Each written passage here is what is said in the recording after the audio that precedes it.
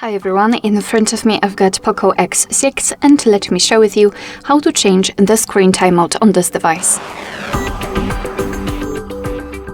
So let's start with opening the settings, and here we have to scroll down to find the always on display and lock screen. Then let's simply tap on the sleep option. And as you can see here, we've got some options from which we can choose. At the top, we've got relatively short options like 15 or 30 seconds, and at the bottom, the longest one, which is 10 minutes in this device.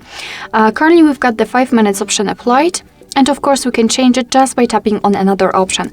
So let me choose 10 minutes, and as you can see, it is immediately notified right here, which simply means that from now on, after 10 minutes of inactivity, this device will black out.